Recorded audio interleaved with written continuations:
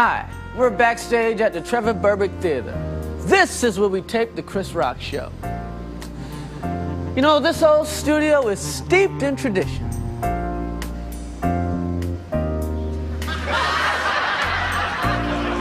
Let me check out my old pictures. Boy, who could forget the time all the Wayans brothers stopped by? That Marlon sure is funny. My first writing staff. You know, they really wanted to get to know the black experience, so I fired them. A lot of people don't know this, but I'm the second Chris Rock. You know, like they had two Lionels on the Jeffersons? Here's the original Chris. He drowned in a vat of activator. Hey! Who can forget the night OJ came by to sell his new instructional videotape? I didn't kill my wife, but if I did, here's how I did it. Crazy. Hey, wait a minute. First Chris Rock show. Hey, let's watch this. Chris Rock #1. From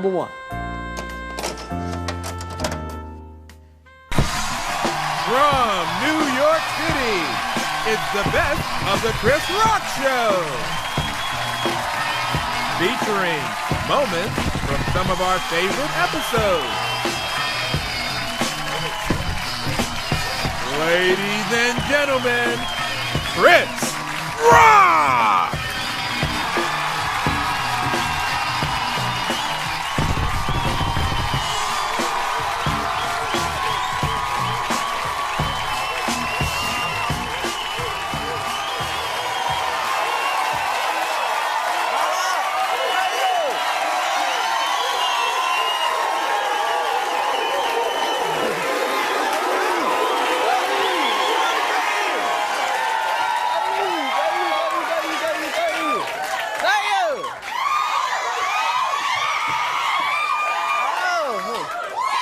Is somebody...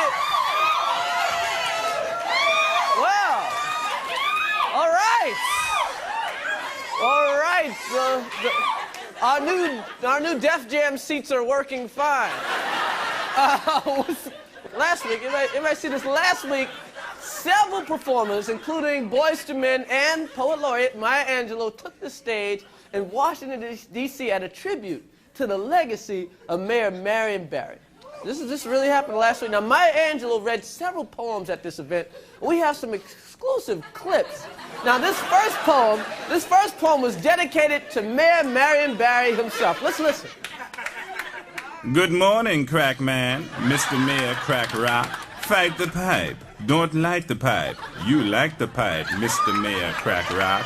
You know I told you that he won't stop. You know I told you that he won't stop.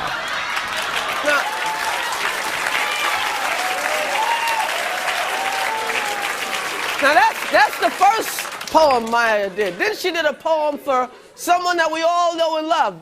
Let's take a listen to this one. Good morning, ODB, Big Baby Jesus, Old Dirty Bastard, Osiris, Cyrus, Bobirus, Fanana, Fana, Fofirus, Fifi, Momirus, Osiris, Shim Shimmy Ya, Shimmy Yo, Shimmy Ye. Everybody say, Wu-Tang. Every black neighborhood has a Martin Luther King Boulevard or a Malcolm X Boulevard. But there's never been a street named after a slain black icon in a white neighborhood. So what I did, I went to Howard Beach to see if I could get people to sign a petition to rename one of their greatest streets into Tupac Shakur Boulevard. Here's what happened. Look at the square. Tell me that he stinks, his music stinks, and I'm not interested in having this boulevard's name changed to a piece of dirt like him.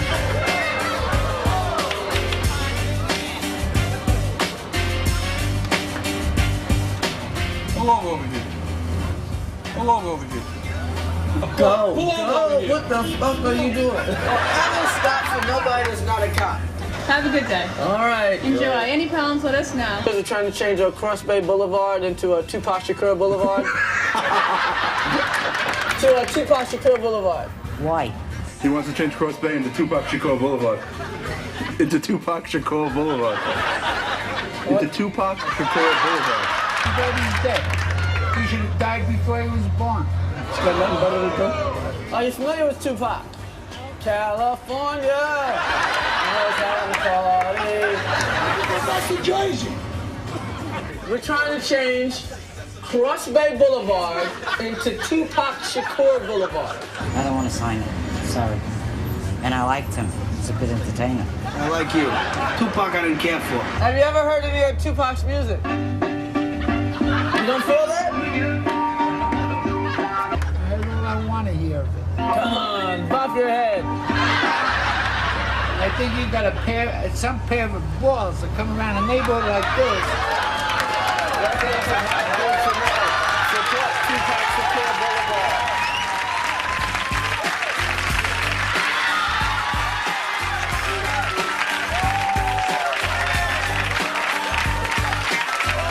How about Bruce Springsteen Boulevard? No.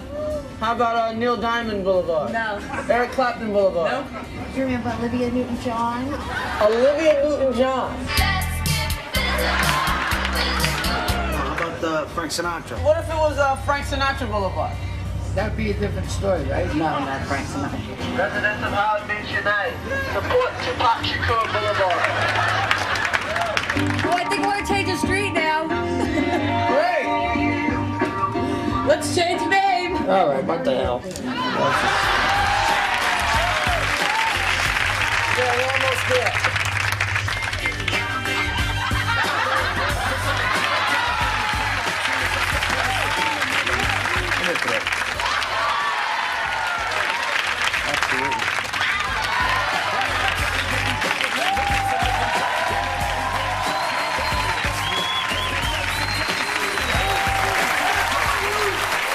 It has been 30 years since the civil rights struggle in this country, and some people think that blacks no longer have the right to complain. But there are still others who believe we have a long way to go. One of those people is my next guest, Professor Thad Taylor.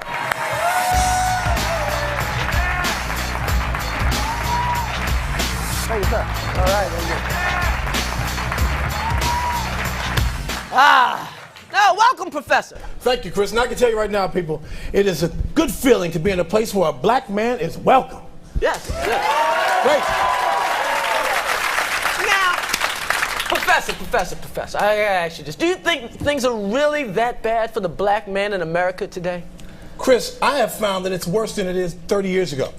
Worse than 30 years ago? I mean, you don't have to get to the back of the bus. There's no white-only lunch counters, water fountains. I mean, it's a little better, right? Come on. No, Chris, I mean, to tell you the truth, there are still several places right here in New York City where a black man cannot get served simply because he's black. Now, I've done a lot of research in this area, and I've even documented some of this footage on hidden camera. I brought someone to show you what I'm talking about. Okay, sure. Let's take a look at this. Let's take a look, okay. Now, this first piece of footage is me trying to enter a regular restaurant right here in Midtown Manhattan, and I want you to pay close attention to how quickly they let me know that they don't serve my kind.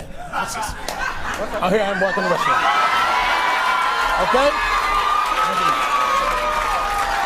Now watch this, Chris. Look, here I am being escorted out by the establishment. Wrong. I didn't eat nothing. I didn't even order no food. Took me out. So you see, Chris, I didn't last 1 minute in that restaurant. Well, I got more footage. I got more stuff. Watch this. Watch this. Okay, watch it. All right, here we go. Here I am, held in a cab. See? Trying to get a cab. As you see, none of the cabs are stopping for me because I'm a black man. See? He started to stop. He wanted to hit me. Well, I know. I can see you're a black man. Shit, you're black all over. Whoa. Look. All right, one guy stops. I get in. Okay. I say I'd like to go uptown. Watch what happens. What happened?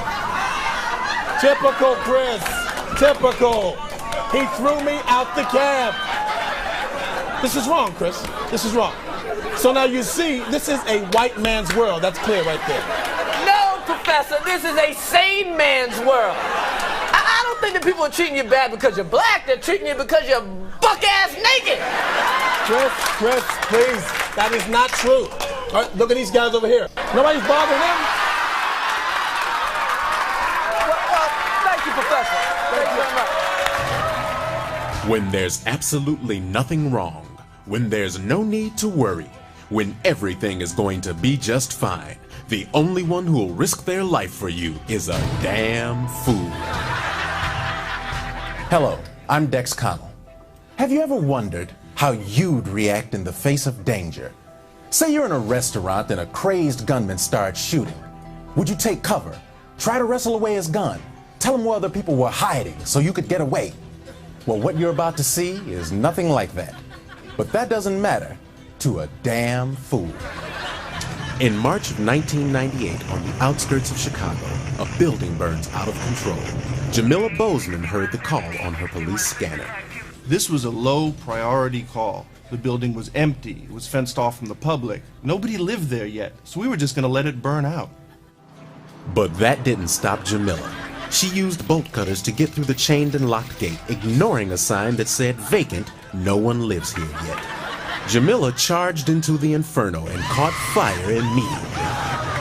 Just because that building was still under construction in a remote area, fenced off from the public with a big-ass do not enter sign to stop people from coming in, didn't mean nobody was in there. I mean, I was in there.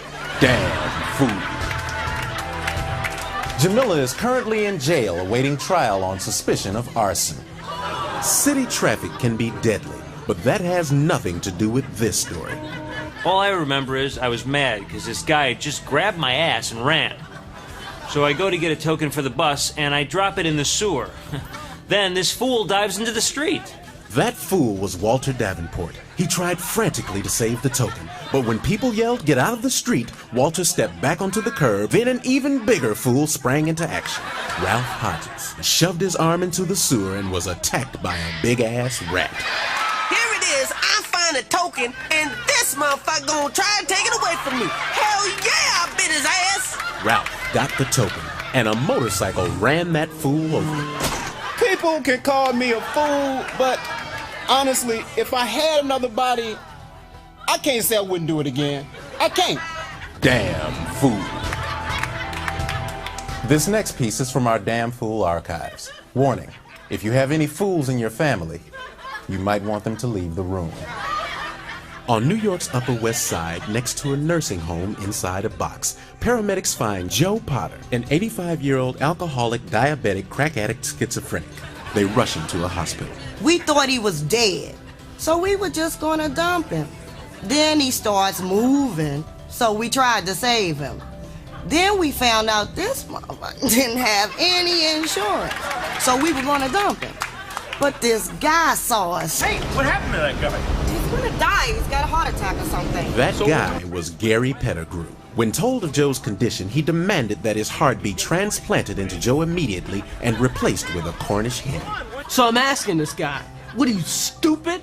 This is an 85-year-old alcoholic crack addict. Don't you want to donate your heart to some kid or something? This man is going to die. He does not need your heart. And he's like all in my face, like, look, man, give him my heart. So I said, fine, you fucking idiot. After a successful heart transplant, Joe Potter walked out of the hospital and into the grill of a school bus. I think I did the right thing. I'd rather spend the rest of my life with no heart than to be walking around enjoying myself at the expense of some drug and alcohol addicted old man who would have died anyway.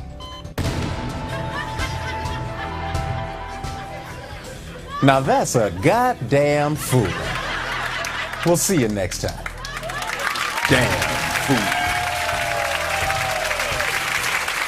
Right now, there are over 3,000 prisoners on death row in America. That's a 3,000 just waiting. That's right, long wait too. And some folks say the death penalty is cruel and inhuman punishment, but we here at the Chris Rock Show think that they're just not doing it right. I mean, electrocution, it just wastes energy that we could use on our home. That's it. Firing squad, waste of bullets. Lethal injection, hey, it's a needle, the guy could get AIDS. Now, how do you effectively execute our criminals? Now, as a public service, we enlisted the help of elementary school students from PS 40 in Brooklyn to find a solution to this vexing problem. Now, Timmy Campbell says that we should use drowning. Now, that's energy efficient, and we can use the same water over and over again.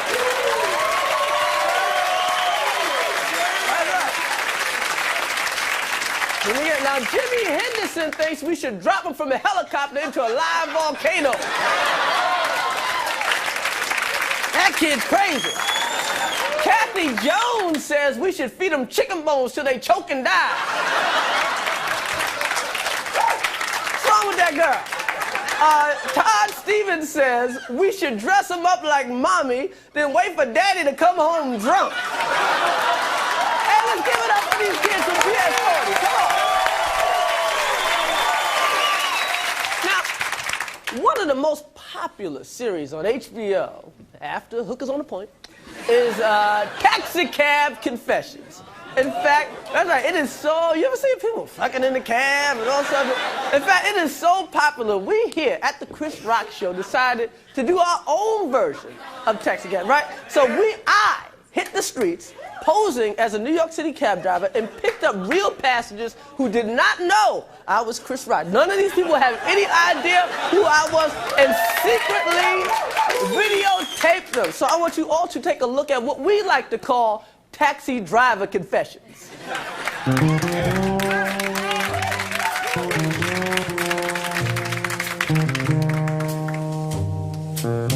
So, Dan, you going to your husband? My boyfriend. Oh, okay. Must be nice. Well, we live together. Oh, man, my woman left me. Why? Why'd she do that? Because she didn't want to date a broke-ass cab driver. Oh, Those are her exact words. she said that to you? I will not go out with a broke-ass cab driver. Yeah?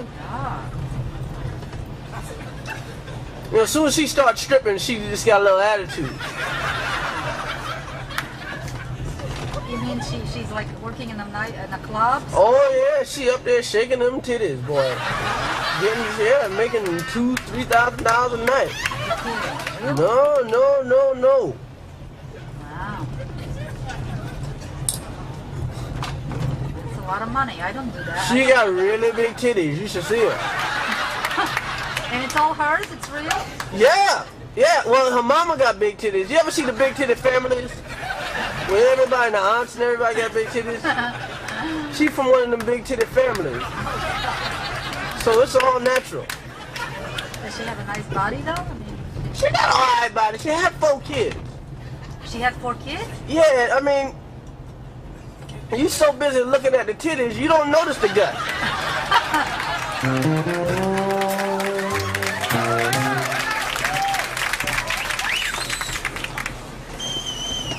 Hi. Oh, where you going? We're going to Broadway and Bleecker Street.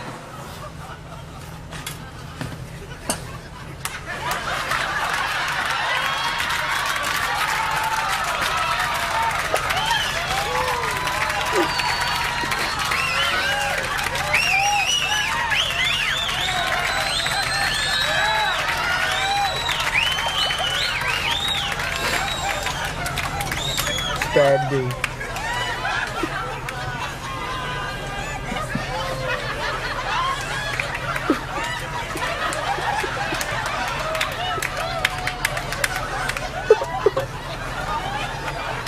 Sir, are you okay?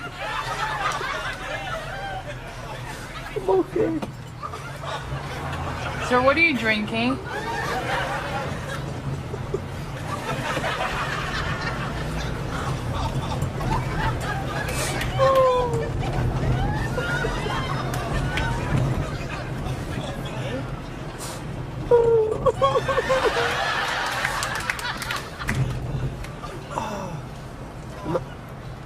I'm sorry, my wife, she left me.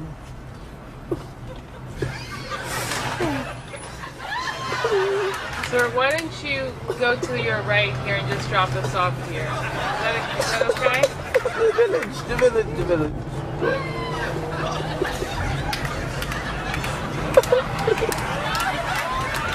Can you just drop us off right here, sir, please?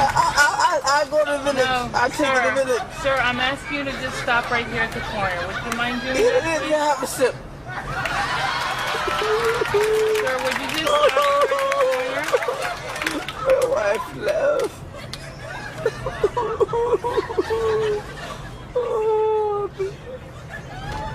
Ah, shit! Bleecker Street, right? Bleecker. Yeah, well, Bleecker Street, right? Bleecker. Bleecker Street. Come on, man. Bleecker Street, man. What's it? Come on, Bleecker.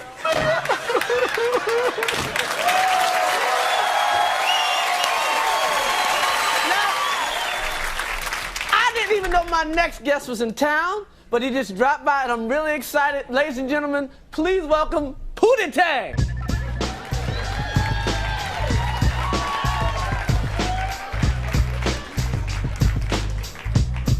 Yes. Pootie Tang. Welcome to the show, man. Thanks, baby. Now, Pootie Tang on my show. It is so good to see you, Pootie Tang. Now, you must be doing a promotional tour or something. Yeah. Now, Pootie, I was wondering, what happened to you down by the Cutty Style? Oh, Chris, that Cutty Style beat was bullshit, all right? I was just down there, you know, tying in a cloud.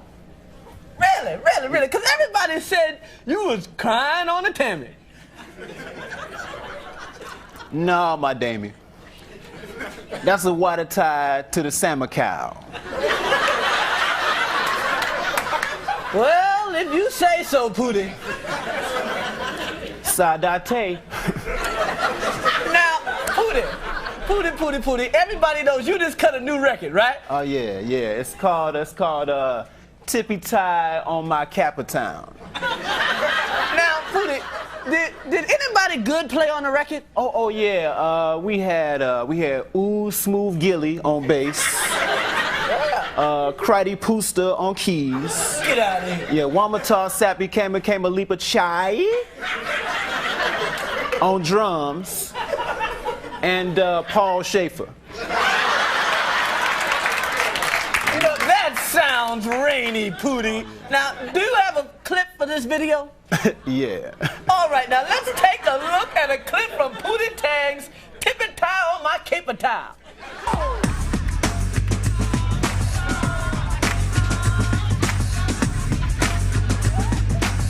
Tippy tie on my Capitown.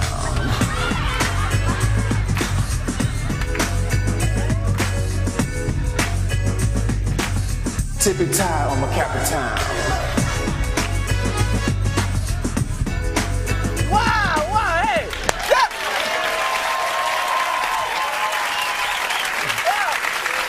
That was terrific, Pootie. Sadate.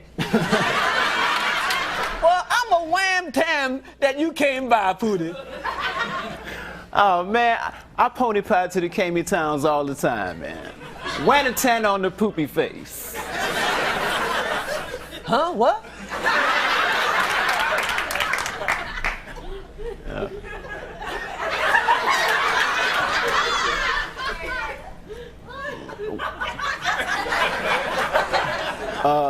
Wanatan on the poopy face.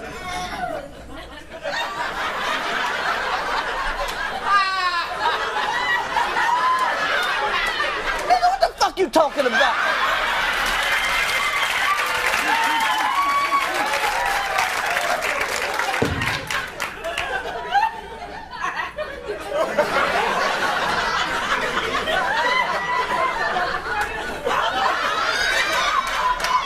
Wanatana on my poopy face. Oh, yeah. Hello, I knew I was Pootie Tang, everybody. And don't forget to pick up Tyler Tay on My Capitown.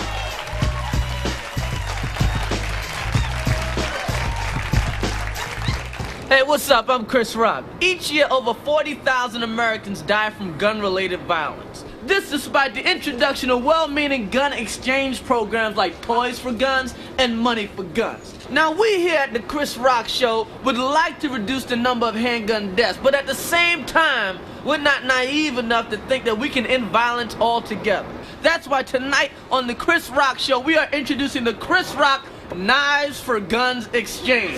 Here's how it works. If you hand in any handgun, you will get one of these. A genuine Navy SEAL combat knife designed specifically for killing. And if you act within 24 hours, you will get one of these. A handy plastic box cutter, perfect for high school metal detectors and rap concerts. I mean, why cause a huge disturbance when you just want to kill one guy? So turn in those cold, cowardly guns for something a little more personal. And remember, kids, any punk can fire from across the room, but it takes a man to get close enough to stab. Now, when Tiger Woods won the Masters tournament, the face of golf was changed forever.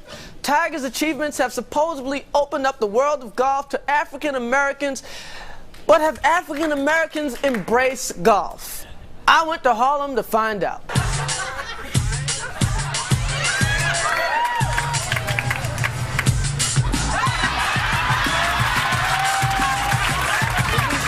Example to our young men. Welcome to Harlem, Tiger Woods. We're very glad to have you. Do you like Tiger Woods? Not really, but I'm still hungry. Yeah, he's a professional golfer, Tiger Woods. Who do you like more, Tiger Woods or Michael Jordan? Michael Jordan. Who do you like more, Tiger Woods or OJ? OJ.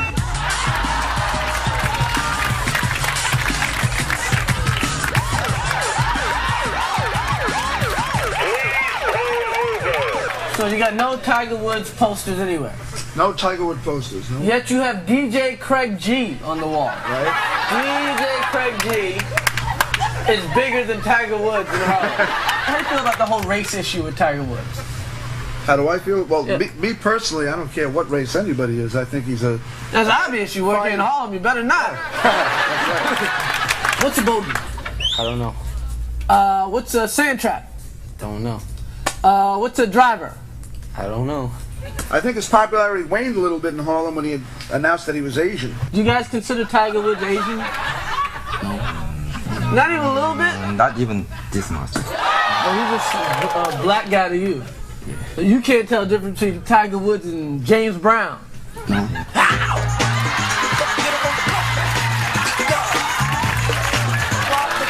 It looks like it's very boring. Why do you hate golf? Boring. How can we make golf more exciting? I think if they had like golf, if they had like some nice music, you know, like maybe some hip hop music, and they doing like a bit more movement. If they would allow you to play golf without a shirt on, would you play? Yeah. Do you think nudity would improve golf? Do you have any golf equipment? Yes, I do. Get out of here. I've been all over Harlem. I haven't found any golf equipment.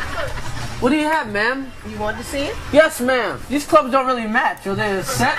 Would you really call it a set, or is this various clubs from various ass whoopings? Okay, this is golf pants? Yeah. Oh, they're breakdancing pants. How you doing, ma'am? I loved you in the Jeffersons. You were alligator golf shoes. Just for the pimp that plays golf. Are you sure the yellow and pink goes with this?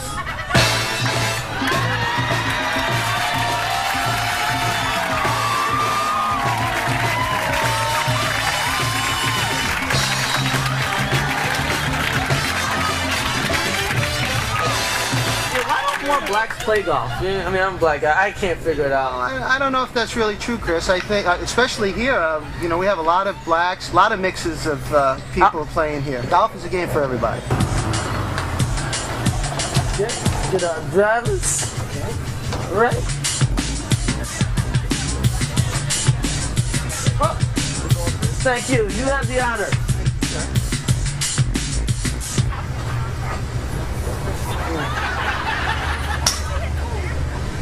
Wow!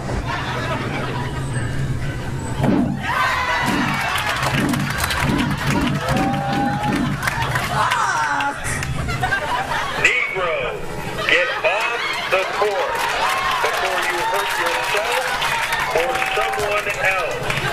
I'm gonna focus on the ball like it's somebody I hate. If you really want a lover,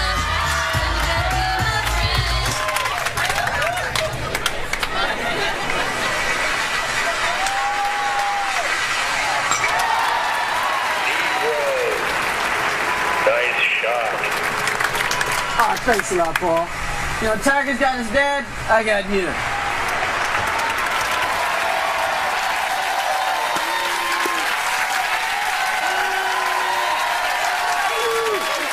2 weeks since Ken Starr's report on Bill Clinton was released, Democrats are talking about the Republican backlash. Now, the Republicans are talking impeachment, and Newt Gingrich ain't saying a damn thing. But how do the people feel about Monica Gate?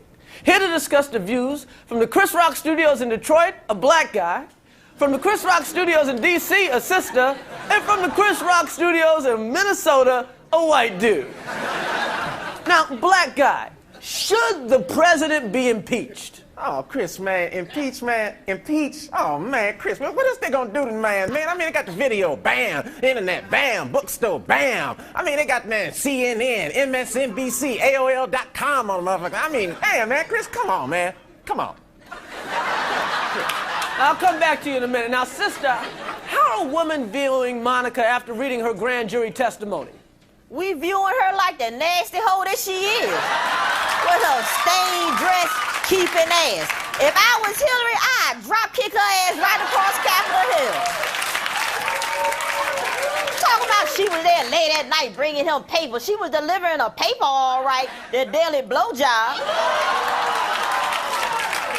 Very interesting. Now, white guy, what do you think about all this?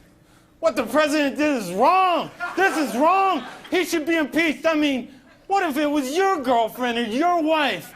Men with power should not victimize young women. Hey, come on now. Monica came to the White House, and within 4 months, she was given the president of the free world head, okay?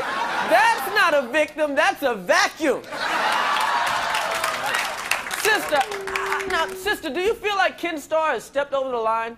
Hell no, shit. I wish I had $40 million so he could check out my man. Hillary ought to hire Ken Starr for her divorce lawyer. That's what she should do. Hillary is not gonna divorce Bill. It's not happening. Hey, if Whitney ain't divorcing Bobby, Hillary ain't leaving Bill.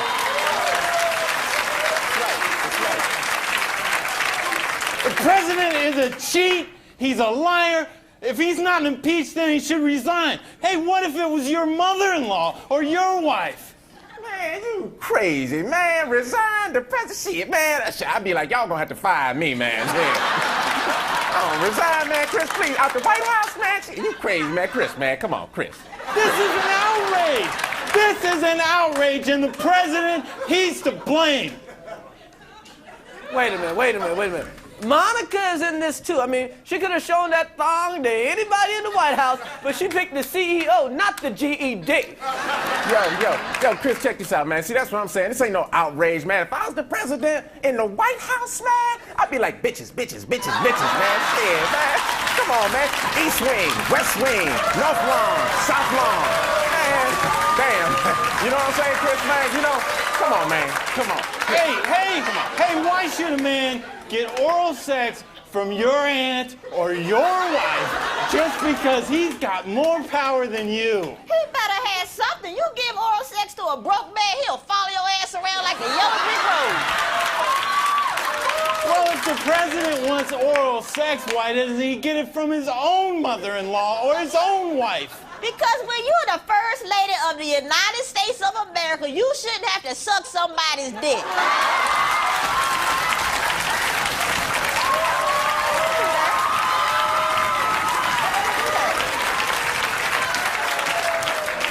Now, wait a minute.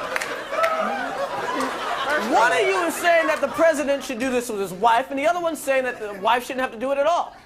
I just don't think that your cheating wife should dump you and start blowing your boss.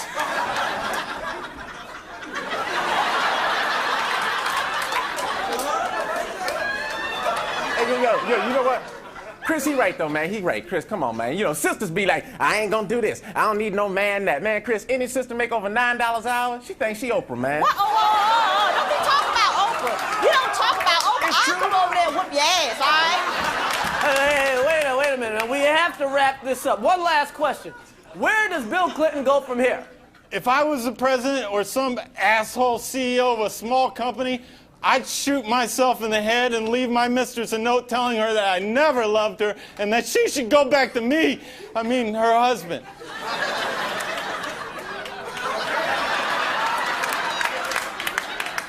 Black guy. Man, where should he go? He shouldn't have to go nowhere, man. I mean, the president, man. Damn, man. Chris, come on, man. Come on, Chris. Come on. sister. I want to hear if this motherfucker got something else to say about Oprah, all right? Because I don't be playing that shit. I will whoop your ass. Fuck you. Thank you, black guy, white dude, and sister. Thank you. Thank you.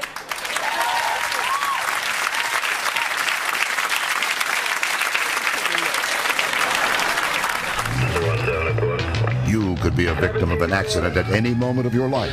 Suddenly, your life will depend on these professionals. At a moment's notice, they will be by your side unless no one calls 911. 101 cancellation receipt, thanks. 9:35 a.m. Richard Brooks is returning to his Freeport home from the grocery store when suddenly he feels a sharp pain in his chest. It felt like I was hitting the chest with a sledgehammer. I've never felt pain like that before. 9:45 a.m. Paramedics at Freeport headquarters are on a break. It was a quiet morning. We were hanging out, drinking coffee. 9:43. Brooks is suffering a full-blown heart attack. He was facing certain death unless someone helped him. It felt horrible. I was absolutely sure that I was going to die. 9:48. Gladys Watson walks past the spot where Richard Brooks is fighting for his life. If she calls 911 in the next 2 minutes, he has a chance. Unfortunately, Gladys walks right by, not noticing Brooks. I was distracted because I was thinking about something my husband said. He said that I couldn't cook like his mama. I said, well, why don't you take your ass over to your mama's house and eat then, huh? What, I look like Betty Crocker? Emergency operator Nancy Gaines, who does not receive a call from Gladys, reads a trashy novel and does not dispatch paramedics Schaefer, Berg, and Goldreyer, who don't arrive on the scene because no one has called 911. Instead, they play poker. We were playing Sevens at Chicago, and I had the 3 from the jump, so I was raising like hell with every card. Then Bird pulls out the 2, and I said, shit! I lost $30 on one hand. This motherfucker got all my money. Heart specialist Zachary Heyman is a leader in his field. Had he been consulted, he would have brought Brooks back from the brink and saved his life. But since no one has called 911, he is going to the men's room to masturbate with a pornographic magazine. There's this one photograph of a woman. She has these shorts on with no top, and it's my favorite. 10:15 a.m. Brooks has lost all feeling in his extremities. Most of his major arteries are permanently damaged. At least I couldn't feel the pain, but I was acutely aware that my life was over, which is terrifying, let alone the terrible feeling of being neglected by the world, left there to die alone.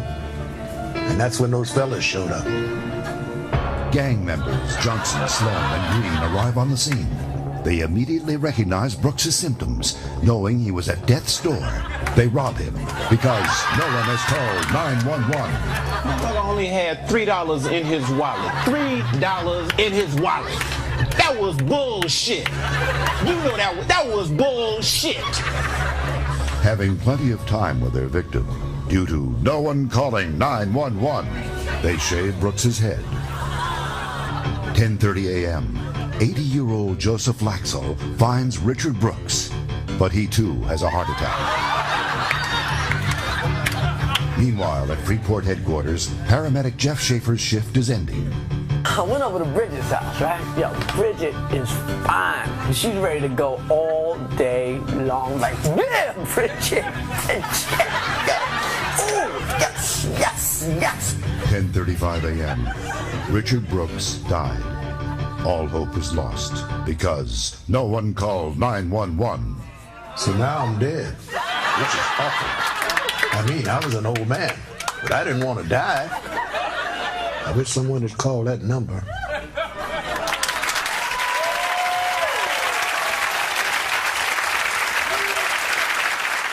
In recent years, Americans have become fascinated with court cases like O.J., the Menendez brothers. So in keeping with that, we have our own legal correspondent, Mr. Coleman Brooks.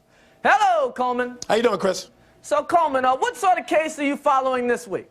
Chris, it's an armed robbery of a convenience store at the corner of Hillside and 89th Street in Queens, New York.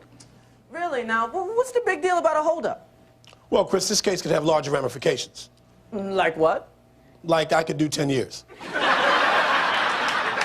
hold up a minute. You could do 10 years? Hey, Chris, the prosecution alleges that a black man matching my description entered the mini mart in question brandishing a .45 caliber handgun, making off with some $87. He was later arrested after spending the money on several vials of crack cocaine. So what are you claiming about these charges? They're preposterous, Chris. I've been off the pipe for a week. Right. So, Coleman, now let me get this straight. What is the prosecution basing their case on? Their key piece of evidence is this piece of videotape from the surveillance camera at the mini mart in question.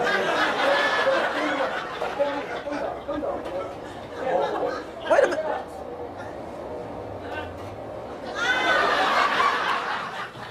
That was you, Coleman. Chris, allegedly. But the defense intends to prove a prima facie case that the defendant was a victim of entrapment. Coleman, how the hell was that entrapment? Well, Chris, there was a store with money in it. I was broke. Therefore, the store was entrapping me into coming in and robbing it. Yeah, but what about the video? Keep in mind, Chris, it's a very short piece of video footage, and it's shot of a distance of some 9 feet.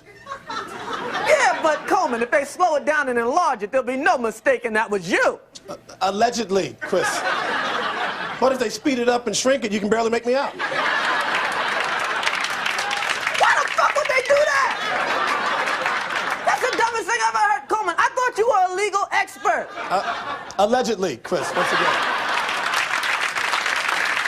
Thanks, Coleman. We'll get back to you. Thank you.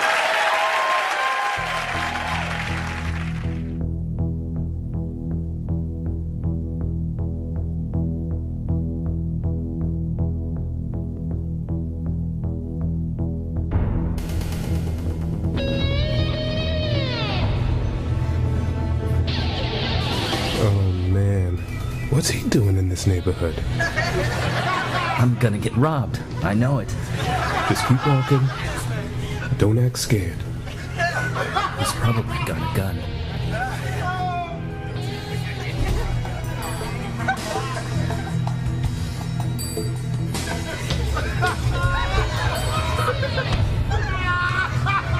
You want something, man? You talking to me? Well, I must be talking to you.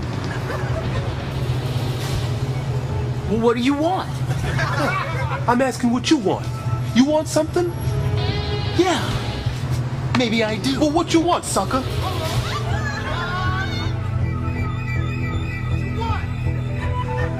I want this.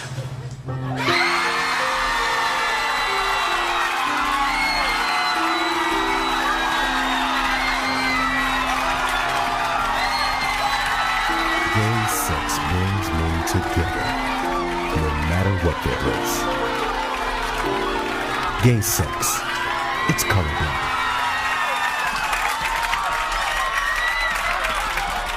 Brought to you by the Church of Latter-day Gay Sex. Now, as you all know, today is Valentine's Day. It's a day when people think about love and romance. That's why they got all these books out about relationships. And right now, one of the best-selling books about relationships is The Rules. Everybody knows about The Rules. That's right. Y'all following your rules, right? It's like how to get a man to marry her. That's right. How do women get a man to marry her with tips like, don't accept a Saturday night date after Wednesday. I'm gonna call you on Friday morning. That's right. So now, of course, you knew they would come out with a male version of the rules. They have a male version, and it's right here. It's called Ike Turner's Rules. And Ike Turner's Rules has great rules like rule number 1, shut up. Rule number 2, I said shut up. Rule number 3, no more than 2 feet in the ass at one time. And rule number 4, I told you, shut the fuck up. You've seen When Animals Attack. You've seen amazing high-speed police chases. And now, coming soon to HBO, When Animals Attack in High-Speed Chases 2. This man has just robbed a bank. He's being pursued by cops. He is traveling at speeds in excess of 100 miles an hour. If he makes it to the exit ramp, the police will not be able to catch him. Only one thing can stop him now.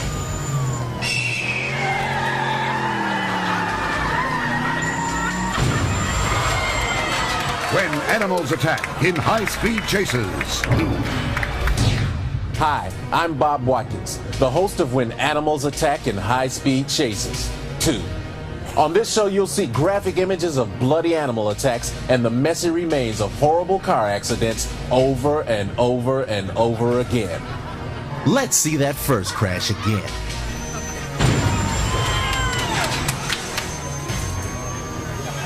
The squirrel was killed, but amazingly, the driver survived. I didn't mind the squirrel attack. I didn't even mind rolling 17 times. But don't cuff me after I've broken every bone in my body. This is Anna Warner, victim of a vicious animal attack. My husband and me were camping in Killer Bear Park. The park ranger said there had been bear sightings in the past, but there was nothing to worry about now. Basically, I lied. Out of nowhere, a car comes speeding into the park with a bear at the wheel. It knocked us 10 feet. My husband, thank God, was killed instantly, but amazingly, I lived. And I knew that attack was not an accident because the bear backed up and drove over me and hit me about 7 times. Here is a police photo of Anna just after the attack. What Anna didn't know at the time was there was also a deer in the car riding shotgun. After the attack in the park, officers pursued the bear and the deer. The bear didn't have a license, was baffled by right turns on red. For a few miles, the deer takes the wheel, but hits a deer, and the bear takes the wheel back. Later, the arrogant bear gives the police the finger. This causes the bear to lose control, and the cops run him off the road. The deer tries to toss beer cans out the car. The deer is taken into custody immediately. The bear surrenders. Once out of the vehicle, he pretends to be hurt, but then shoves an officer aside and makes a break for the woods. The foot race is on. In desperation, the bear runs into a nearby home. The bear tries to disguise himself as a fancy throw rug, but officers are not fooled. They cuff the rug. They also arrest another rug just to be on the safe side. He'll be spending the next 20 years in jail as Smokey the Bitch. So join me next week on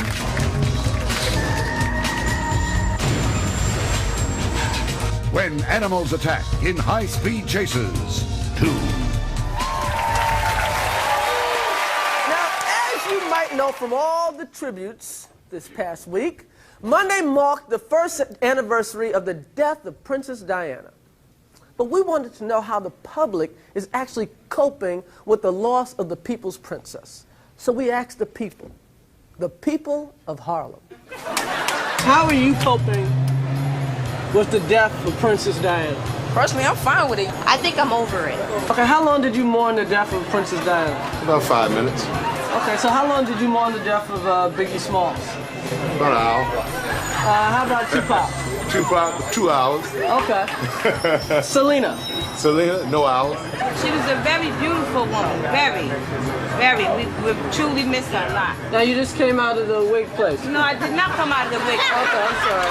You see any, you think Diana would wear a wig? Why should she have to wear a wig? She had nothing to hide. I'm trying to buy a wig for a friend. Like a Diana type wig. What's the closest thing you have? Mona's 308. Mona's 308. Can I see that?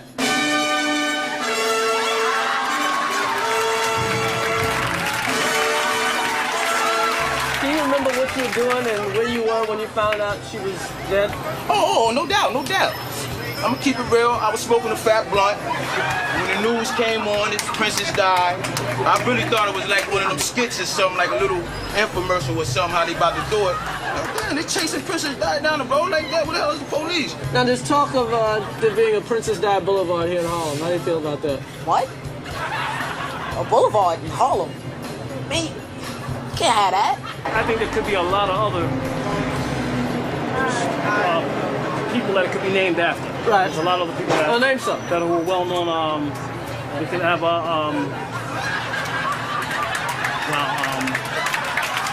in that too, yeah. There's a lot of people. I mean, there's Like Big, Tupac, Eazy-E, like that.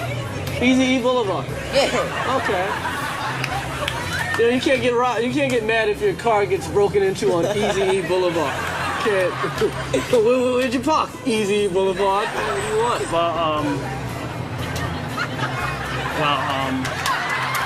Well, if she can come to Harlem for our youth march, then we'll have Diana Day. I mean, she's dead, though. Yeah, so she can't come. Would you ever get like a Princess Diana tattoo? Nah, she would have to be my bitch to do that. Who do you think should have sang a song for Diana? Kool and the Gang. Kool and the Gang. I like Kool and the Gang. Diana, come on. I love you. Oh, Diana. Do you feel that the death was a conspiracy? There's some confusion to that, yes. I feel there's some confusion to that, definitely.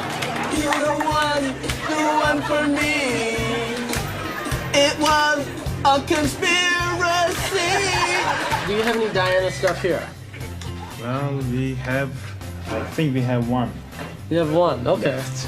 Okay. Can I see it? Yes, it's here.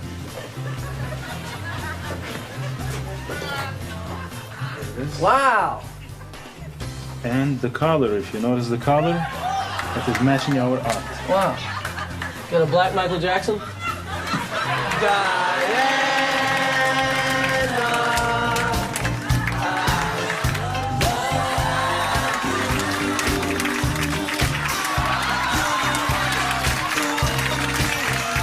Diana, we with you. We supporting you. You get much love out in Harlem World. Big up, baby.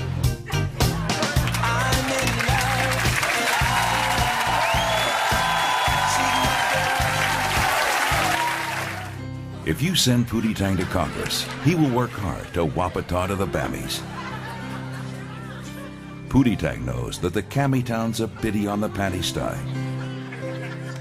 I'm stepping on to the biddies. I'm camping down to the cemetery. But don't say I'm Snamo telling. Saeed Shah.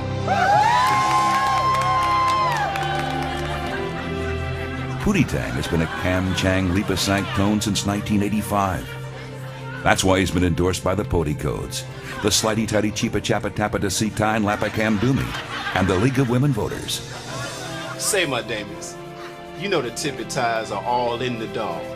And I'm a cold to the Danny on the tie, I elite. Sadate. Vote Pootie Tang for U.S. Congress. Sadate.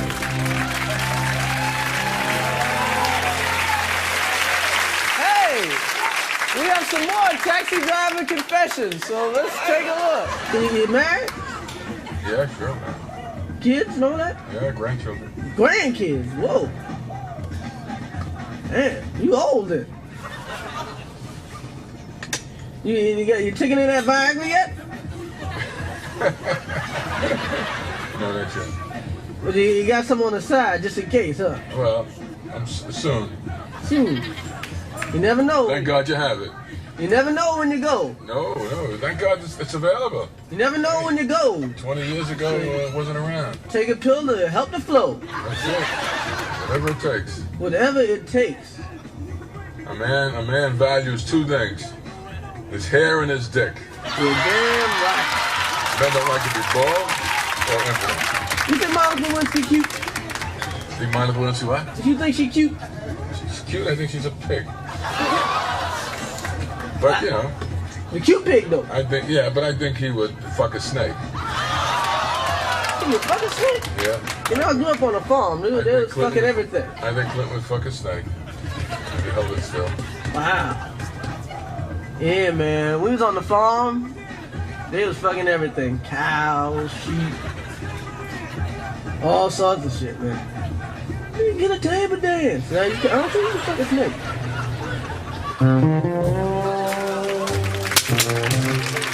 Man, how's that?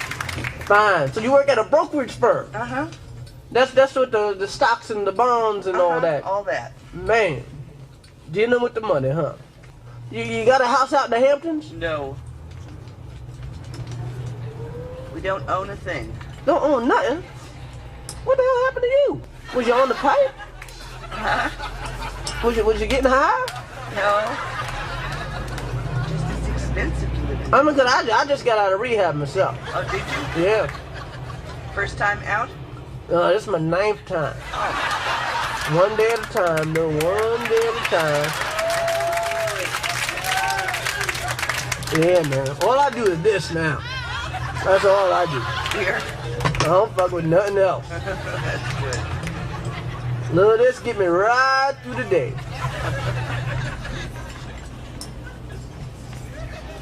And then the left side. The left side, all right. You want to drink of this before you get out? Oh, no thanks. Okay.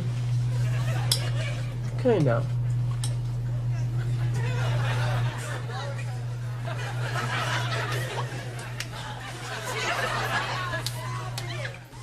This shit good now.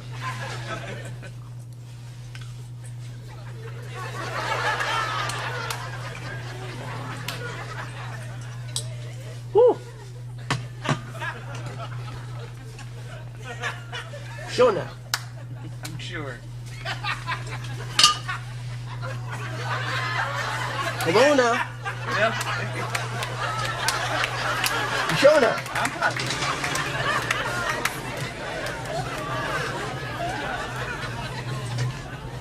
Now don't tell nobody I pulled this out now. I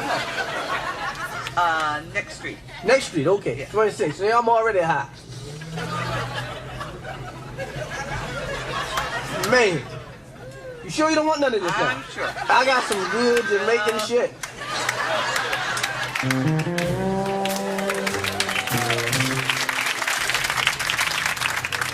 You know, I was gay for about 2.5 years. You went through a phase. I went through a phase. I guess, you know, if you think about it, I guess. You wanted to check it out. It was interesting. It was exciting and all that.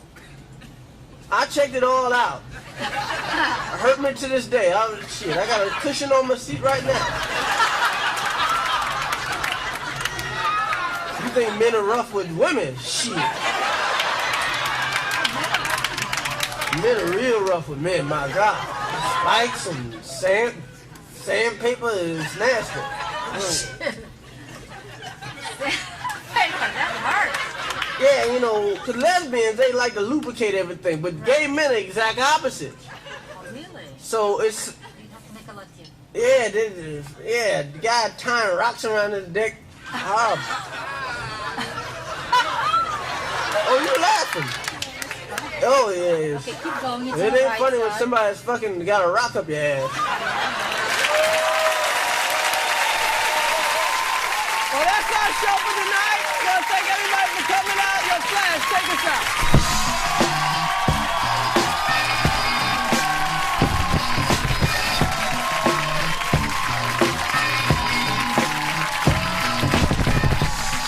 It's a Bad Boy remix. Interview him, nigga. Arsenio, I mean, you've had a big impact on TV. What shows do you watch? Moesha in the house. X-Files in the house. In the house. In the house. Turn it out without a doubt.